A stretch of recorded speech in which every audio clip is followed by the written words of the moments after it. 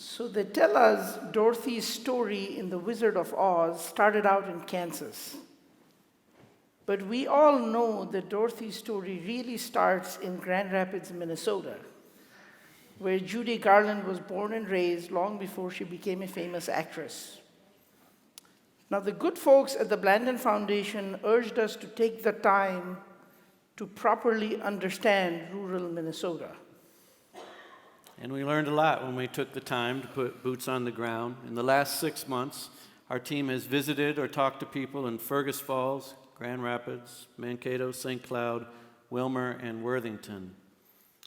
A pastor in greater Minnesota described the condition of his people as, quote, less than enthusiastic about pluralism. Classic Minnesota understatement. We found hate groups in Grand Rapids and in many rural towns in Minnesota. It's not all ruby red slippers in rural Minnesota. The hate activist manual, yes, folks, there is an actual activist manual for hate. The hate activist manual instructs how to generate hatred of Muslims by scaring people about the Sharia or the Muslim Brotherhood. This hate activist manual also instructs how to generate hatred of Latinos and immigrants by scaring people about unsecured borders and the need for extreme vetting. The manual advises people to pick fights about mosque zoning permits, school textbooks, homework content, and refugee resettlement. Last year we shared the story, and the Attorney General has referenced it as well, that in 2017, a hate group calling itself the White Rabbit Militia traveled from Illinois to Minnesota. They passed more than 50 mosques closer to them to arrive at Bloomington, Minnesota, where they proceeded to bomb the office of Imam, who's here today. Imam, are you still here? Imam Muhammad was with us today. Bombed his office. More than 10 windows look exactly the same at Dar al-Farouk. How did they know which window to target? How did they know how to time the attack to coincide with the dawn prayer? Why this mosque and not any of the other 50 mosques close to them? They were obviously getting information from organized sources of hate in Minnesota. That day I said to the press, an attack on a mosque is an attack on a synagogue, is an attack on a church. Around the globe, incidents of Islamophobia, anti-Semitism, and racism abound. 1 year ago, last March, 51 people were killed at New Zealand mosques by a white supremacist. A year ago, last March and April, over the span of 10 days, 3 black Baptist churches in Louisiana were torched. By all people, by the son of a deputy sheriff. In December, a New York rabbi's home was invaded and 5 people were stabbed during a Hanukkah party. And just last Thursday in Phoenix at a Bernie Sanders rally, a white supremacist unfurled a Nazi flag on the same day that the Attorney General shared with us that his own mosque was desecrated with the words, F Allah. We are dealing with an assembly line of hatred being manufactured and nurtured with methodical precision. Excuse me 1 second. Okay.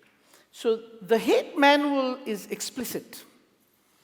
The objective is to create a perception that the majority of the people hate, when in fact most people don't. It does not matter if the subject has nothing to do with the target of hate. I mean, literally it says that it does not matter that the subject has nothing to do with it. All that matters is that hate wins. It's methodical, it's well planned. The Muslim American Society and the Minnesota Council of Churches believe in relationships. Mass brought the ongoing narrative of hate to the attention of the Council of Churches in 2005. The Taking Heart project evolved in response to this need. Over the last decade and a half, Taking Heart has brought thousands of Christians, Jews, and others to visit a mosque eat a delicious iftar meal, and interact with their Muslim neighbors. People are hungry for real conversations. At Taking Heart, we build authentic relationships between institutions and among faith leaders. We also open the doors of community engagement for people. So Darul Farouk was a Taking Heart mosque long before the bombing. Their relationship with the Council of Churches and the broader multi-faith community was already in motion. After the bombing, now they are in close relationship with churches in their neighborhood. This is the blueprint for our next level of Taking Heart organizing. Relationships matter. Even today's Changing the Narrative Summit is an outcome of the Taking Heart relationship. Relationships counter hate. During the 2016 elections, the Minnesota Council of Churches launched the Blessed Ramadan program so Muslims would know their neighbors welcomed and cared about them. The results were stunning. Thousands of regular people rushed to show appreciation and care for their Muslim neighbors. We face another polarizing election where hate can be used. We may need even more signs. Our faith leaders must also be in deep relationships. I have the good fortune to co-lead the Rabbi Imam Roundtable. It's the only such dialogue of its kind in the nation. It's the relationships we have built over countless hours of studying each other's scriptures and hearing each other's perspectives. Relationships among faith leaders counter hate and change the narrative. Our scriptures share a principle often referred to as the golden rule. The Torah says, "Love your neighbor as yourself." Echoing this verse, Jesus said, "Do unto others as you would have them do unto you." And the Prophet Muhammad, peace be upon him, taught us that none of you truly believes until he loves for his brother what he loves for himself. As a result of last January's Countering Hate Summit, we have begun creating a blueprint for a network of congregations, mosques, synagogues, churches, other religious institutions to respond to existing hate through mutual support and education and create interwoven communities of welcome.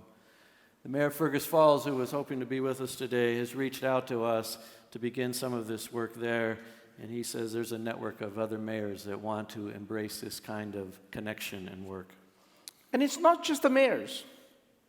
It turns out most people do not support hate. However, the hate manual teaches the small group of haters how to create the perception of majority support. And here is how it played out recently in a rural community not far from here. A priest started a discussion with his parish about hosting a Syrian refugee. In response, a few people formed a concerned citizens group and launched a barrage of xenophobic letters to the editor in the local paper. The paper at that time had a policy of publishing every letter to the editor from the local community. The ferocity and frequency of the letters was so overwhelming to the community that eventually the paper changed its policy, published an editorial saying it would no longer publish, quote, letters that threaten or incite crimes, including violence against anybody for any reason, period, end quote. In the midst of all this, a local teacher decided to write a letter supporting the refugee resettlement effort. He was met with massive hostility. The Concerned Citizens group, by now classified as a hate group by the Southern Poverty Law Center, focused the school district to reevaluate its curriculum, starting with this teacher's lesson plans based on a public outcry over a rumor that Sharia was being taught. The teacher tried organizing a group of teachers or colleagues to visit a mosque in the Twin Cities.